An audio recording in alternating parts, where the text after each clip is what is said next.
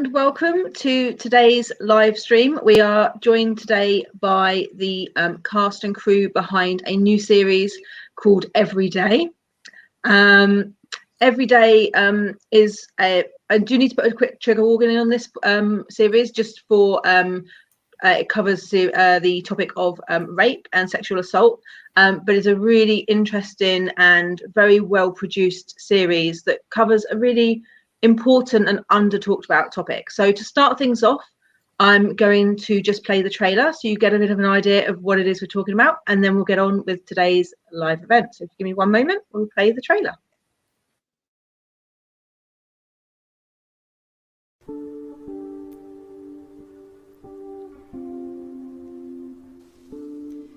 I'm happy you decided to come in again, Maddie. So are we gonna talk about it this time? And Laurel. She was their nanny? You must be the monster's new tutor. I am Maddie. Laurel, the nanny. You're gonna have to share all your secrets because I need all the help I can get. Yeah, maybe we can meet up sometime and I can teach you how I manipulate the little knuckleheads. So you know Maddie from high school, and you know Maddie from college? Impressive. James is my GBF, and Paige, my mother. Laurel was a breath of fresh air. We all hung out, went to brunch, shared stories about our eating disorders. But then it got weird. I got you something. I mean, it costs like literally nothing, so it doesn't matter. You don't even have to wear it. If she has a crush on you, she'll never be satisfied just being friends. Trust me, sweetie. This will not end well. I think this is a good time that we discuss why you're here. I decided to spend less time with Paige and James. It's what Laurel wanted. She said they were too controlling. Okay, Maddie, we really need to discuss why you're here. I'm not ready.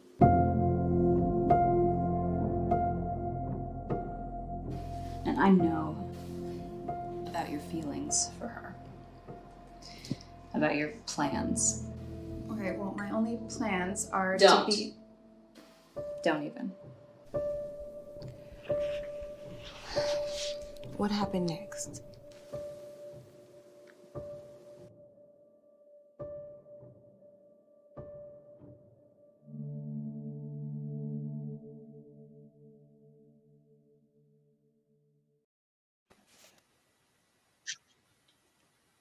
So that's the trailer for Every Day.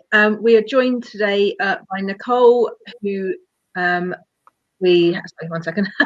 Nicole, who plays Laurel. We've got Tara, who plays Paige. Asha, who is the music composer for Every Day. We have Vin Chandra, who is the director of photography, and Gabrielle Waters, who is the writer. So thank you everyone for joining us today. For those of you who are watching in the audience on any of our social channels, you can submit questions using the comments. They will come up and we will ask them. There's about a 60-second delay, so do be patient, but do ask any questions you want to ask in the comments, and we will do our best to put as many of them in front of the panel as we can today. So thank you. So let's start. Well, I mean, we need to start where these things always begin, so with the writing. So Gabrielle, would you like to explain a little bit about where Every Day came from, what inspired you to write this, and how it came about, really? Well, I co-wrote it with Johnny, who's unfortunately not here today. We were kind of originally inspired by the idea. It came from actually almost kind of a true story based off two of his friends, but that happened to develop a friendship. She had previously been raped, and they kind of had a lot of issues down the line with that, and we didn't fully base off them, but we were inspired by their story, and we kind of were able to make it their own thing, and we wanted to address the issues in our culture and society that people with that rape victims experience every day, and we wanted to address those using this kind of unique story between, you know, two girls. Excellent, thank you. And now, obviously, I recognise a few of your faces because some of you have worked together on an existing project, and I think this is quite interesting. So, let's talk to Vin about director of photography. So, what made you get involved in this project, and was it challenging with such a sensitive topic rather than something that's a bit more like light-hearted and a bit more kind of drama and romance based, to kind of have something a bit more, I guess, gritty and a bit more real? Right. So I got involved with the project because I'd worked on Johnny's previous feature, Aesop, which is also on Netflix, Lesflicks, sorry. And it was, yes, you are right. It was a very, you know, sensitive topic. You know, filming it was rather, we had to keep it low key, usually on set, at least with Aesop. You know, I've previously worked with Nicole, and, you know, we had a lot of fun. It was just kind of, you know, in between takes, we'd all be just having a real, you know, fun time, dancing, playing music and stuff like that. But then, you know, with this one, we had to really keep it low key and, you know, allow the actors to just get into the character and get into the situations. And the situations were difficult. So, you know, we tried to keep everything minimal as well. Minimal camera movements, minimal lighting, minimal setups, because the whole point of it was we wanted to interfere as little as we could with the talent, with the, you know, with the actors. And so, yeah, it was interesting. It was, and plus it was such a condensed shoot because of COVID. We had to have restrictions, you know, distance and all that stuff. So it was rather, you know, it was a very fine line to tread between, you know, getting into someone's personal space because of COVID, but because of also the subject matter. And so it was, but it was an experience. It was a wonderful experience. You know, I love working with everybody that was on. So excellent, thank you. And I think that's one of the things, isn't it? Like you've got a sensitive topic, but who you work with, I think, is really important. Right. So that's really good to hear from. And Nicole, so let's hear from you next. Laurel's quite a different role from what we saw you in Aesop. And obviously you had the additional thing around COVID to deal with. So what was it like for you acting in this role? What kind of, share a little bit of an insight for us? Well, I feel like is my sound weird? No. Does it sound crazy? Oh, it sounds a little crazy in my ears, but that's fine.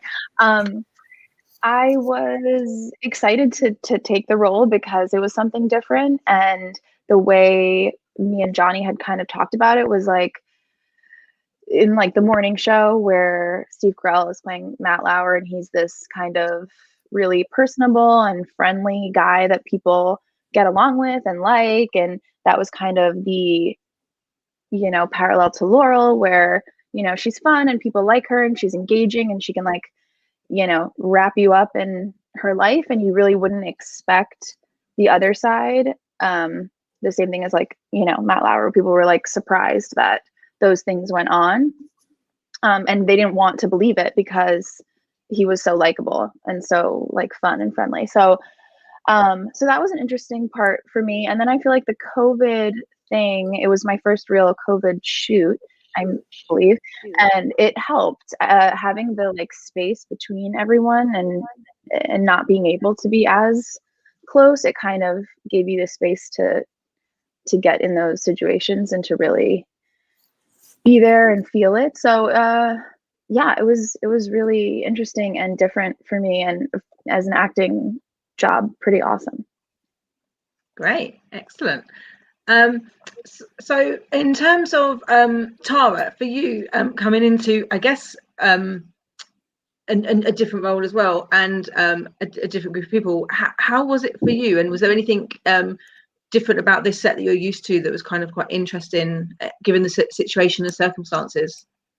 Yeah, I think everybody will feel the same way. This was my first COVID shoot, and it was a strange thing because we kind of met everybody virtually online, and you're used to this process of, you know, you kind of connect to people and you find some sort of rhythm and a common ground initially before the shoot begins. And this was kind of a different situation for us because we'd never met in person, obviously, because of COVID. And so I do think that helped in the sense of, because this is a project, you have to be really, respectful of the subject matter, and there is kind of an underlying darkness to it, that I think it helped that we didn't kind of get this camaraderie initially prior to the shoot. It was difficult because obviously Katie, who plays Maddie, is my best friend, and we had to kind of find that rhythm ahead of time. But I think definitely with like situations with Nicole, for example, our dynamic, I think, was really helped with that distance because we'd never met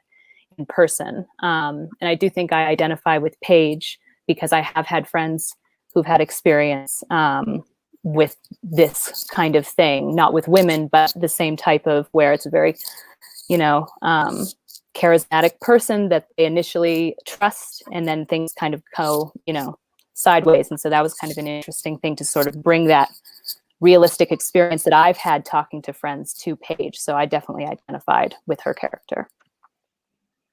Thank you. Yeah, and that's interesting because I think the kind of situation with pandemic does bring a lot of opportunities, and I'm surprised how many people are making stuff, and I'm quite excited as well. So it's great to see that you've found a way to kind of come together as a group and create something, and something I think actually timing wise as well, with so many people in lockdown and in enclosed spaces. I notice a lot in a lot of the lesbian bi queer groups on Facebook, there's a lot of people talking about relationship struggles, and a lot of these things happen behind closed doors, and so it's just important to bring these things to light. And I think that's something that really kind of drew me in, and was, it's such a powerful series. I kind of watched it and I was floored, and the kind of statistics you cover as well as the topic itself, I was just like, this is crazy, like that this is the situation and it's not talked about more. So yeah, if we've got if anyone's got any questions, do ask. We've got the first one come in via the YouTube channel now from Katie. Was this a difficult topic to write, direct, or act? So let's start with writing for Gabrielle. Was this difficult? I mean, yeah. I mean, absolutely. It's such a heavy topic, and it was really tough because in the process we wanted to make sure we were doing it right, but that kind of is impossible. It's kind of impossible to do, but you want to be able to tell an honest portrayal from other people's stories in the past, or bring to light the important things of this. You want to have really good intention. And we did a lot of rewrites. I mean, just getting into research of it was really heavy too. I mean, the whole overall writing process was extremely heavy. And then the execution was heavy as well, but also rewarding. So yeah, I mean, it's a really, as I say, powerful piece. So definitely, I think you did a really good job there. I know, Vin, you've touched a little bit on the filming.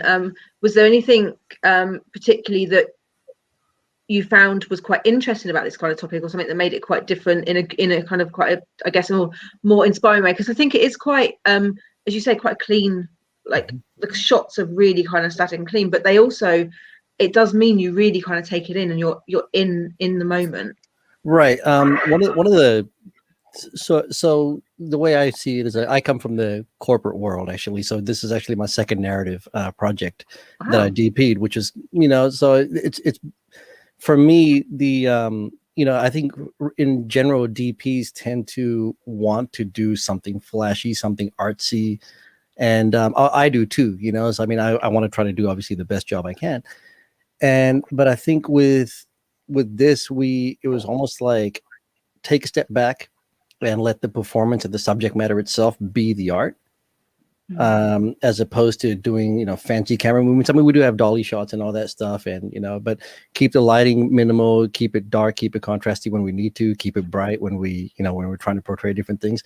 But it was also just interesting from a perspective of just watching, because it's, you kind of expect like this thing to happen with a man and a woman, like a man raping a woman, for example. And so to see it played that way, and then to see two actresses who are not like that wouldn't do that in real life in the first place, like sexually assault somebody, and to try to do that and have to reset and do that again and those things. It was just really, it was an experience because I think for directing as well, observing the directors and observing everybody in the room, it's hard to watch when you're or it's hard to be in that environment, even it's fake, even though it's like it's not a real thing that's happening, and you're like just and you're just wondering in your head, what are the actors going through, what is everybody going through here, so that's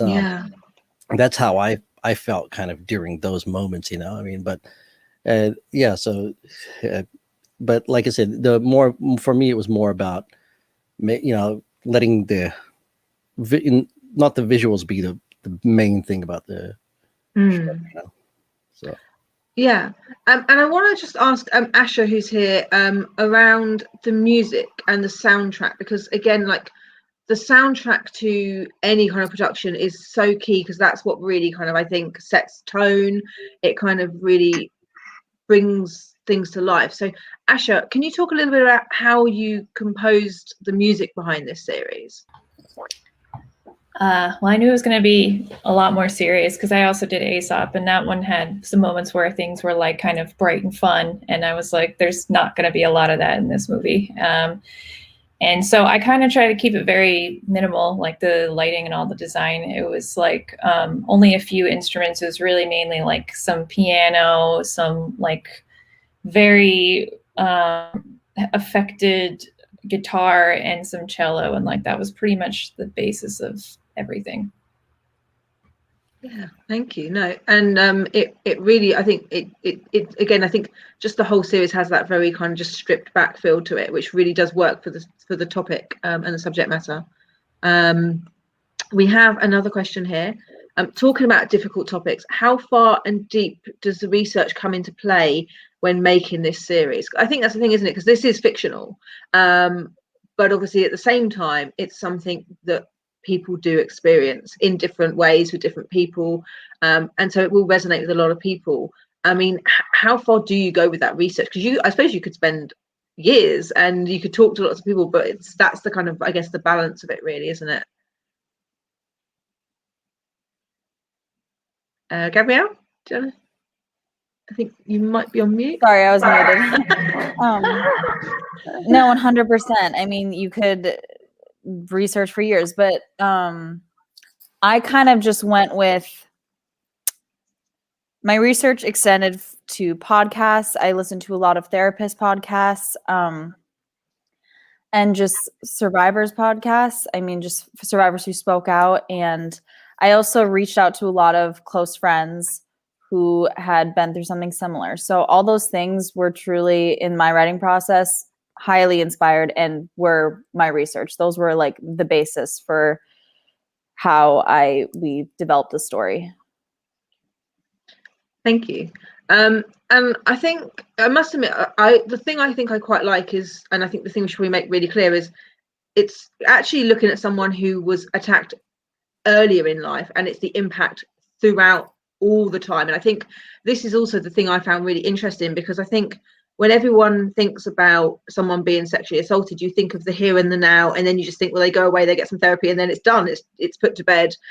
I quite like the fact that this has a really different take on things. It actually looks at, this is a number of years down the line, and actually things have been fine for ages, but then certain circumstances happen that trigger. And I think that can happen to all of us in a number of different circumstances. And again, I think it's something that we just don't really necessarily talk about, that you can have things that happen in your childhood and in your young adult life, and you think you've dealt with them, and it could be anything, and then obviously you're just going through life all happy, and then something can happen that can just trigger you and set you back or take you back to that moment. And that was what I found really interesting as well, because again, that's something that's just not necessarily covered anymore. Did anyone want to kind of talk a little bit about that kind of side of things, and maybe how this story told that kind of aspect and things? I did really love how it was told so many years later, like in so many circumstances, you are, a happy life, and then this event happens, that's what you cover, and then a little bit after. This is a more truthful, realistic story of how you're really affected throughout your life and in other relationships. Because I feel like that's when trauma can really come out, when you're trying to love someone else and like figure out how this all happens. And if you don't have that like foundation and basis of how do I even love myself or someone else, then yeah, that's where things are going to go. And reading the script was really emotional and like heart-wrenching, but then playing Laurel, I really had to kind of be selfish, and like I feel like she is a bit of a selfish person, and like her vision and what she wants and where she's coming from was the factor behind where I was going, but there were a few times on set where I was still emotional after we had shot the scene. Like I don't want to give anything away, but in kind of a climax moment in the series where we have a fight, like Maddie's very emotional and she should be, but yeah, like I could get through it as Laurel, and then after they would say cut, it would be like I would just want to go in the closet and cry, and I would. but I knew like Maddie was the victim and we should feel, and this is what's happening, but like it stirred up so much, in me too. And I guess that's the thing as an actor, isn't it? You may be acting a role, but it doesn't mean that you're not impacted by the other roles. And so that's really interesting. And Tara, how did you find being on set and obviously not playing the victim role yourself, but being impacted and being around those scenes? What kind of impact did that have on you, and how did you manage with that? So that's such an interesting question, because obviously you're right. I'm not in the thick of what Katie is going through as Maddie, but the situation, I think, with me and with James, her other friend, it's such an interesting dynamic where, as Nicole was saying, where other relationships are affected, not just your relationship with this person or with this abuser, but your relationship with your friends. And I thought that was such a strange but true angle that that Everyday shows, is how even though Maddie initially enters this a relationship with kind of trepidation and she's nervous about it because of what happened to her in the past, Laurel's influence on her could totally shift her perspective of what she was thinking about James and about Paige, and force her to not even be conscious of the fact that she's pulling away from them. And that was the hard thing for me emotionally, because we do have, again, not to give things away, but there is a scene between Laurel and I where we have a long conversation about everything that happened to Maddie in the past, and how that was where I really found like Paige's narrative, because her situation is she had already dealt with this with Maddie before. She had seen how it had affected her. She had basically had saved her life in a way to move forward and to get past it and to continue. And then to just see, that was where I found that emotion, which was really hard, is to see and to watch a friend who you know so well go down the same path, and there's nothing you can do about it. You can try your best, but it's just like this blindness. And so I think that was where for Paige, that was the big emotional struggle that was going on behind the scenes, really. Yeah, no, thank you. I think, and that's again something people don't necessarily think about, and people might notice in their friends as well and not know how to deal with it. So again, it's a really interesting dynamic. Alice Whitten on YouTube, were there any fun traditions on set? Thank you for making such a great series. And I guess this is the thing, how do you keep the energy on set and keep things going with such a tough topic? So what did you do? What give us a bit of a behind the scenes?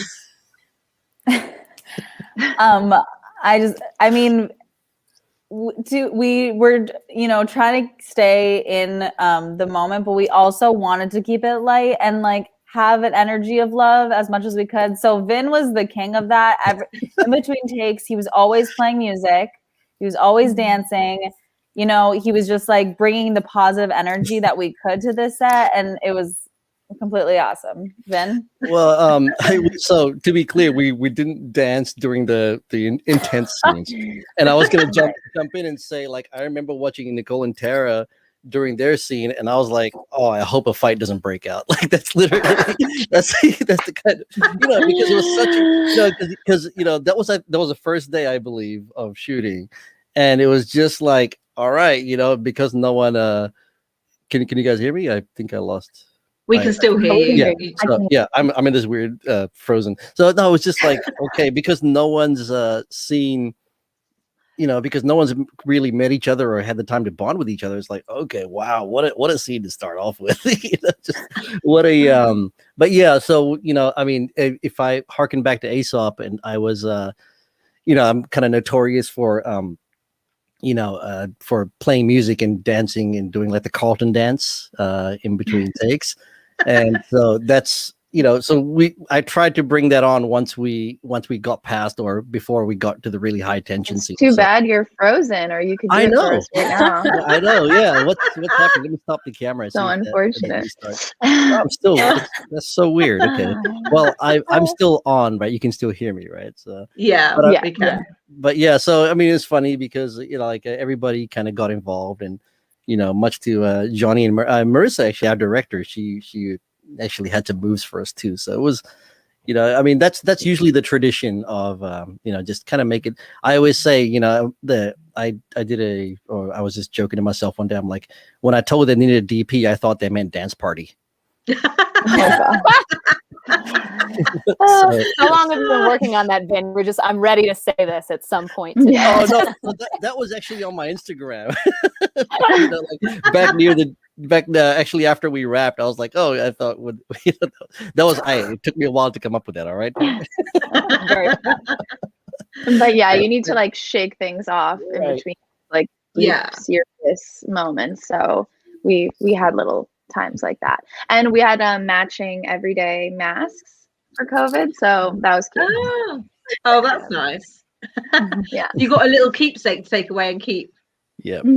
Yeah. Excellent. Should have brought it. How was shooting during COVID? Did the pandemic affect the filming, and how? Yeah. A lot of restrictions, less crew, keep your distance. Yeah. And I mean, everybody was literally masked until they had to either get into their take, and we had to tested before. And like taking our temperature right when we walked in. Yeah, it's let me see if I can get back on. But yeah, I mean, it's so weird not being able to be, because like you have to your crew has to monitor the shot from far away, so you have to stick the monitor further out, like 10. People say 6 feet, we would do 10. Okay. And just to kind of be, am I back? Yes. Yeah. All right. Killed him dance. No. So but yeah, it was just a lot of it was really hard, but I think that's kind of what helped the process of the film, or that was what really helped get it through, because it was such a distance. Good. I was going to say, I think it was strange because for us as actors, we were all masked right up until the point of being in scenes, but this was like, I don't know, 5-6 months into the pandemic. It was the closest I'd been to people who were not my family unmasked. And that was a strange, you kind of had to like wrap your head around that and be like, okay, it's okay. We're all here. But that was a really bizarre, caused some weird, I think initial tension. We had like giddiness of like being in a fake friend group, being able to not have masks drinking on and playing like, a game. Yeah. Yeah, well, this is fun. Yeah, this is the thing, isn't it? I think there was a comment about the Golden Globes, how many people were in a room, and like that's more people than I've seen all year. And it's like you do forget how different it is being with people. And so to go back on set, then yeah, I mean that's just quite an interesting situation to be in, really. We've also got was there anything you originally wanted to do for the series but had to change because of COVID? Because that's an interesting thing, isn't it? Because obviously, as much as you can do that's Gabrielle. Yeah. Question. Did you have to change? Because we did have a lot of rewrites, but then James came back. Yeah, I forget if there was anything. We had originally planned. There was a scene that we were hoping that we didn't.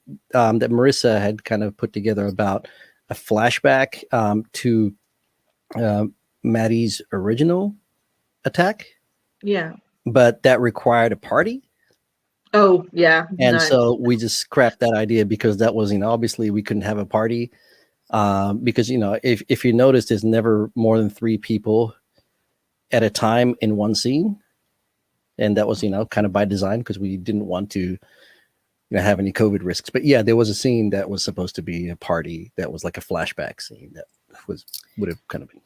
We also had some recasting because people weren't ready to come out during COVID, but that's totally fine because I mean, our James character is the best. He's just Love him. phenomenal. So we were totally fine with it. Yeah, and I guess that's the challenge, isn't it? You kind of make all the plans, but at the end of the day, if you're not ready to actually make the step out, as much as you think it's safe for some people, it's a different situation.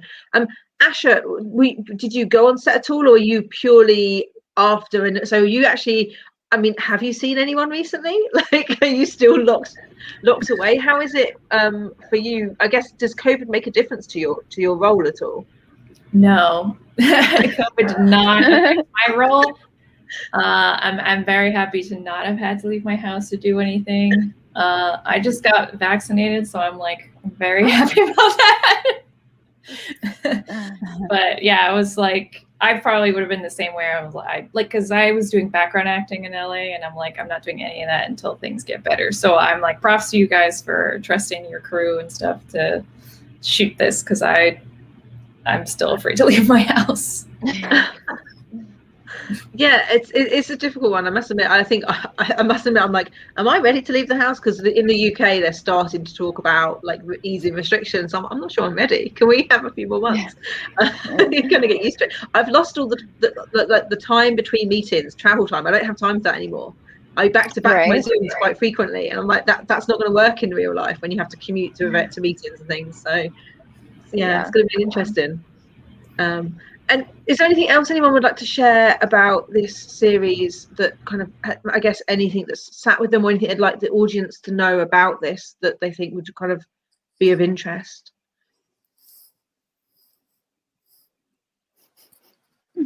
Anything kind of insightful, or is anyone managing to work on anything else? I guess as well is the other important thing. Like, what else is in the pipeline? Because I know it's difficult at the moment, but is anyone managing to find any other work? Gabrielle, are you still writing? I am writing still, but I also am very focused on, I'm doing COVID compliance on film sets. So I've kind of transitioned to working in COVID situations so film sets can keep running, but I am still writing on the side, and I have some things that probably aren't possible until COVID's done, but we'll see. It's good to hear that you've managed to find a role within the current situation, though. That's quite interesting. It must be quite an interesting to pick up a brand new role that never existed and then run with it. For sure. It's film sets just completely are operating differently. So it's very interesting to see how everyone's doing it and how it needs to be done but it's nice. I'm very excited that we are able to keep it going, Yeah. Important. Telling stories, it's important. It's impactful. Yeah, definitely. If anyone else has any other questions, do ask them in the chat. Vin, are you finding your roles changed? I'm hearing a lot more remote controlled cameras. And... well, it's weird because I've actually I'm based in Sacramento, and so I've still been doing a lot of commercial stuff and corporate work.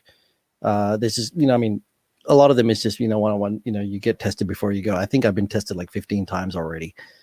So I stay at home. I'm in a little bubble. This is my 10 by 10 right now, and but actually I did change roles recently. I co-produced a COVID commercial actually that we shot in LA, and so it was interesting because it was for a testing company. And so they tested you like the day, every day. So you're and you get watch how much we can test you. Right. And so I know. So it was like in one weekend I was tested 3 times. So it was cool. Luckily it's so the roles do change. Obviously now we're trying to we keep a lot of people are asking for things like webcasting and stuff like that, and so you're filming for webcast. I do a lot of events and stuff like that, like big symposiums, and so now they're wanting to do everything online. So the dynamics have changed. But I'm just kind of hoping. I'm so jealous of Asha right now because she's got the vaccine, and like I'm hoping. Fair.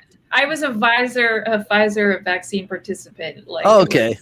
I like put my body into science because I was like, I'm going to help any way I can. Yeah.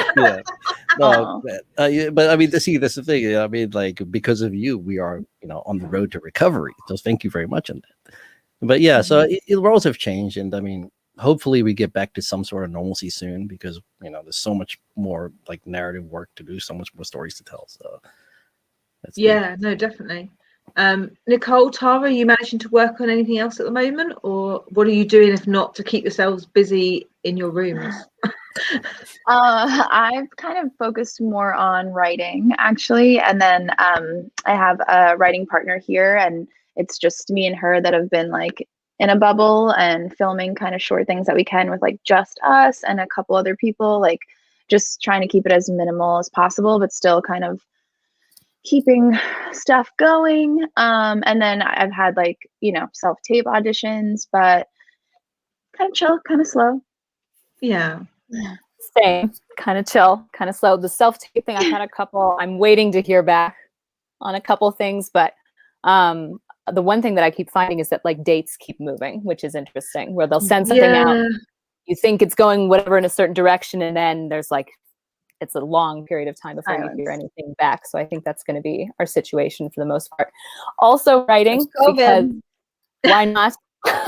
So I've been trying to put together a kind of psychological short film that could be a one-woman show, so that I can like get away with not having like any crew or whatnot. So that's sort of the plan, to keep myself from exploding from sheer boredom. Yeah, and this is the thing, is it? How do you keep yourself sane and creative when you've got these restrictions in place? There is only so much to do. We've got Sarah on YouTube who says, will there be a series 2? Oh, wow. I mean, where would you go, Gabrielle? I mean, that's in your hands. So we that was our intention, was to keep it going. We want to keep it going. We want to, do another. But I mean, and we have more to say. There's more to the story that we want to say, for sure. We have already have those ideas in the works. We've even written some stuff. But with COVID, you just don't know right now. Yeah. We're really hoping we can. Hopefully, if the world lets us, we would love to. Yeah. Well, I think that the thing to say there is, obviously, the more people watch it, the share this, that it gets out there more, that will help. I do feel like this is much more than just a series and a fictional series. It's definitely got that kind of like real kind of like public service announcement kind of style of really just like, wake up, do you realize just like what the current situation is, and are you looking out for your friends around you? How are you in your relationship? Are you kind of looking at what's going on around you? And so I mean, hopefully we can see a series 2, but the audience has a lot they can do to help that, by talking about what you've seen, by sharing it. We've got someone who says, I love you guys. I don't know if that's talking to you or Lesflicks, but thank you very much, Leso _. on Twitter. We'll take it. We'll all take it. We just take that positivity and we just turn it into more creativity. And that's just exactly, I think that's it. I mean, COVID has definitely created challenges, but there's also been some really interesting things come off the back of it. And so it's just really exciting to see that you've been able to produce this, and we've been able to help you get it out into the world and really get it in front of an audience. So if anyone who's not watched it, please do kind of set yourself some time. It's really interesting. It's not easy to watch, but it's so powerful, and it is just really just important, and it stays with you. And I think those kind of stories are the best ones to watch, really. So anything else from anyone else? Anything you want to share? Do you want to thank the audience or anything? Or Nicole? Oh, definitely, yes. Thank you for putting this together, and everybody who has watched and who's asked a question or said anything. It's so great, and I think it is something that stays with you. It's an important story. It makes you think and makes you look out for your friends and just question yourself in relationships and other people, and make sure everyone's okay. And in a time like this, it's just a good time to do that. So thank you, and everybody who has watched. I hope it gets out there. Thank you for being here. It was so lovely having all these questions and everything, and like having so much love. It's so validating. So we appreciate it. Yeah, thank you. I was gonna say it's really nice to it's really nice to see our work getting out there. And so, I mean, we owe you guys a lot of thanks for that, for putting it out there. And I mean, just, we hope to tell more stories as it comes along. And so, love the opportunity to do so, and so thank you guys for everything. So this is an interesting comment we've had. Sorry, yeah. We've had an interesting comment on Facebook from Elena. She hasn't seen it yet because she's very careful with triggery comment, but this Q&A has convinced her to give it a shot.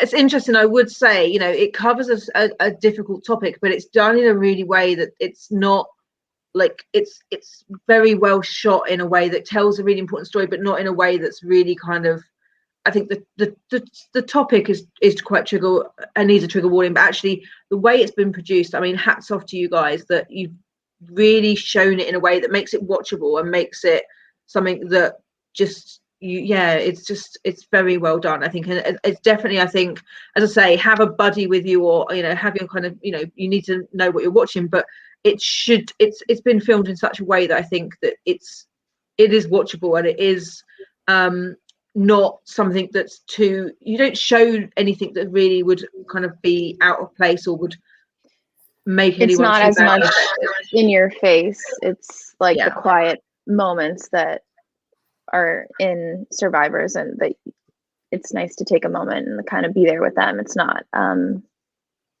aggressive. I guess that was one of the things that really kind of drew me to this series too, because we're in such a day and age now where it's so possible to show everything, and people have kind of gotten used to it. This kind of thing, this isn't about that. This is about, like Nicole said, the human experience. How are you going to process this abuse, and how are you going to address it? And I think that's why it's also important to watch, because it will hopefully compel audiences to think about maybe their own situations, kind of address, is this something similar that's happening to you? Can you get help? And maybe think about the people who know you and love you and who are trying to help you, that this has another goal aside from being, content, but it's also, it sends a message that I think is important to share with people. Yeah. And Melita says that she feels that nowadays women come forward to share their stories that they could not have previously because the general climate was very unfavorable. Was this your intention to help pave the way to do that? I guess that's Gabrielle again then, isn't it? Yeah. Yeah, I think so. I mean, I think so many women are so inspired to tell a certain kind of story that they weren't able to before. And I think there's so much more content where that's available. And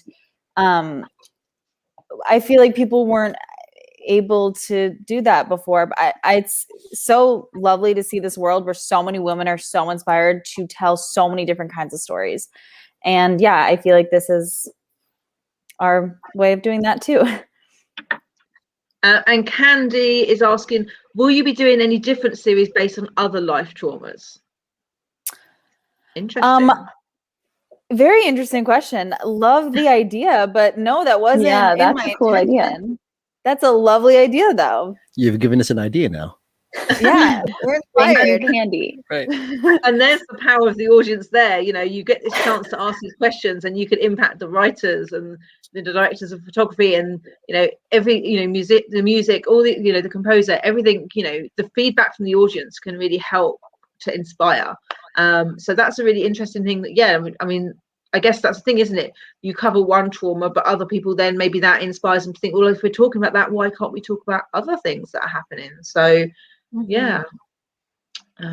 Thank you very much, Candy, for sharing that question. And yeah, interesting food for thought there. I don't think we have any other questions at the moment. We've been live for 45 minutes, so it's quite a lot. We've covered, I mean, a lot. It's been really interesting to hear how you've worked during this challenging time. And it's just been good to kind of get some of those questions out there and really explain why you created this and a bit more about kind of behind the scenes. So for anyone who's not watched this series, it's available now. You can either watch it, we've got two ways you can watch this actually, because we do know that everyone watches things in different ways these days. So it's available as a series, you can watch it episode by episode, or it's also available as a feature. You can literally watch the whole thing as one feature film. So we've got 2 different ways to access. They're both available on Lesflicks Video on Demand, so you're able to watch that. Please do watch it, do share it across your social networks with your friends.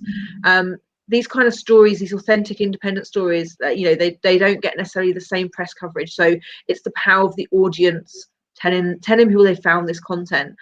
We just don't have the marketing budgets of Netflix, is the, you know, the reality. But actually, as an audience, you will have a much more powerful voice because your friends listen to what you say. So your recommendation means a lot. So if you have seen this, and if you've seen this Q&A as well, please do share this as well on your social, because this content is so valuable. We've had a quick last minute question come in as well. Do you have any funny stories? So Trice Paste, you'll need to rewatch a bit of the video. We've covered a few bits about the infamous dance parties already. But yeah, thank you for asking the question. We're very much aware that when you cover a serious topic, it's important to bring the love and light to set, and so that's something we definitely have discussed. There was a dog and a cat around the area that we filmed in, and a few moments of us like stepping outside, like after me and Tara's fight scene. In between that break, I had no idea there was a dog or a cat in the backyard, and then the cat was just sitting on me and like purring all over me. I'm pretty allergic, so I got a little red after, but it was so fun, and you know, great to see some animal life. It brought a little warmth to the moment. Because everything was so tense during scenes that it was like, oh my God, cute animals outside. Yeah. There are mascots.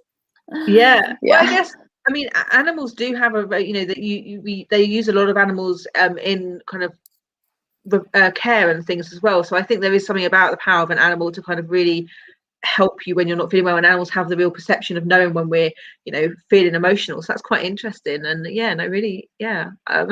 Unfortunate about the allergies, of course, but that can't be helped. But as you say, sometimes fine, yeah. It was funny because the dog was like a scaredy cat, and the cat was super in your face and like lovey everywhere. That cat was bullying the dog. If I remember correctly, that cat would walk up to the dog, and the dog would like and just like move away. Like it was just like, I'm not having any part of this. See you later. It was just like, all right, cool, you do your thing, cat. You know, but it was, yeah. I just, that was the most peculiar thing I've never seen that in my life. But that was kind of a nice little moment, you know, outside of what was going on. Fun times. So to close things off, we've got one question, which is a very good way to end. What have you guys been watching or reading that you recommend? Because we do like to amplify stuff and help to kind of share things. So obviously we're all indoors with not a lot more than our TV and our kind of books and things and the internet. So has anyone been watching or reading anything that they'd like to recommend to anyone watching? You go. Just real quick, mine's just a book that I just started. It's called On Earth We're Briefly Gorgeous. I don't know if you've heard of it, but it's about a gay man from Vietnam, and it's like a letter to his mother. Check it out. Google it. That's it. Okay. On Earth We're Briefly Gorgeous. Anyone else go? I was reading I just started this book called The Sociopath Next Door. And and it was interesting because, I mean, as we were doing this talk, and I was thinking about, well, I mean, a lot of sociopaths don't realize that they're doing something wrong, or they do, and they just totally compartmentalize that. So for me, it was kind of going back to some of the characters in Everyday, where, you know, like, I mean, it kind of harkened back to a lot of like, wait, do these people know that they're doing anything wrong? Like, is this really, or are they just like interpreting things the wrong way? You know, I mean, so it really opened that door. But it's a really interesting book. It's very technical though, like, so, you know, and I mean, I'm really trying to read a lot more as opposed to watch a lot of TV, because I want to get more creative juices flowing. So, but yeah, good one, Sociopath Next Door. Great. Asha, anything? I was going to say, I've been watching Allen versus Pharaoh, which, as you guys don't know, is the documentary series on Woody Allen and his whole really sordid history. It's really, really, really heavy, so I definitely don't recommend it for anyone who gets triggered very easily. But I think it's very important, because it's like how much Hollywood can just bury really evil, horrible people so easily. So, what platform is that on? It's HBO Max. Nicole? I just finished the book Untamed by Glennon Doyle. A little late on the Glennon Doyle train, but it's an interesting story coming from more of a conventional family, and now she's with her wife and they co-parent, but it's like, yeah, it's a beautiful story. And she kind of goes back in really short form of like all the moments that she felt kind of tamed as a woman and a girl growing up, and kind of, yeah, the moments that changed her and what people had said to her that they wouldn't necessarily say to little boys, and just, yeah, you know, just moments that brought her to like where she is. But it was a great read. It was a really good book. And Tara, to finish us off. New content wise, I've been kind of sucking, but seeing something again for a second time, which was really interesting because I saw it after we finished Every Day. The Tale, if nobody has seen it, with Laura Dern on HBO Max. That is a really interesting story about abuse, and it's a very fascinating way that they tackle this. Again, trigger warning to anybody who's extremely sensitive. I would be cautious, but it's a very interesting way that they kind of show what she had assumed was okay and what she actually thought had happened in her life, and then revisits it after the fact and realizes actually what the situation was, what age she thought she was, as opposed to the age she really was when it happened. It's very, very powerful, and I love Laura Dern. So, but again, it is jarring. So I do caution people. Yeah, I haven't watched it yet, but I'm due to watch I Care a Lot, which has just come out, which I think I've seen quite a lot of comments about, like, you know, again, like the kind of questionable line of like how you behave and things. So there seems to be quite a lot of interesting content that's really kind of makes you look at situations, and I think that's quite good for self-development, and also for just taking a stock of where you are and who you're friends with and what's going on around you. So I don't know whether that's just a stage we're going through right now, but there does seem to be a lot of that content out there. But no, thank you so much everyone for joining us today. Thank you everyone who submitted questions, who's watching this. If you're watching afterwards, we've got more love from Les over there. So I love her picture. So thank you everyone. For those of you who are watching after, you can rewatch this. It'll be available on our YouTube channel and stay on social. We're next live on Monday the 8th of March for Rainbow's End release with a massive cast of 11 people on the panel. Is that too many? We'll find out. And obviously, you know, we're releasing new content every week on the platform at the moment to make sure people are distracted from the pandemic, they're entertained, and they're also getting to see the content that's been made for them. So please do check it out. Every Day is just one of many very, very great, really interesting stories. Lots of really, you know, brilliant stuff that you just won't find on your big mainstream platforms. So if you want the really kind of authentic stories you're looking for, they're not on the mainstream platforms, they're on the independent ones like Lesflicks. So please check it out.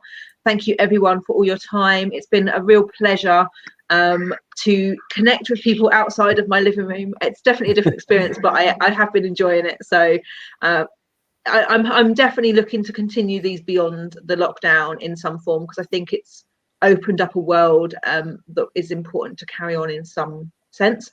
But I also want to go outside and hug someone. So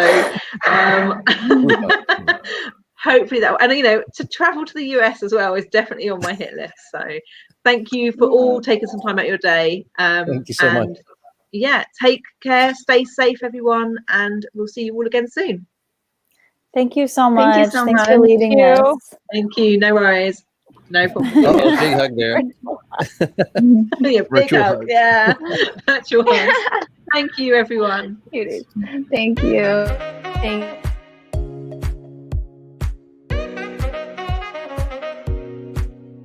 Want a quick and easy way to watch some of the best lesbian, bisexual, and queer films out there? All I can do is think about the next time that you're going to touch me. With access to feature films, shorts, and web series? I do. Then Lesflicks is the place for you. No way. This looks like a great space. For a low monthly cost, you can watch some amazing oldies. So you can't talk about your problems while I'm naked? It is a distraction. Somebody's having a bad day. And catch some great new content, all while supporting the artists directly. I am utterly speechless. After all, who doesn't love women loving women? Soy enamorada. Start your free trial today and enter a world made for you. Come on. You know you want to.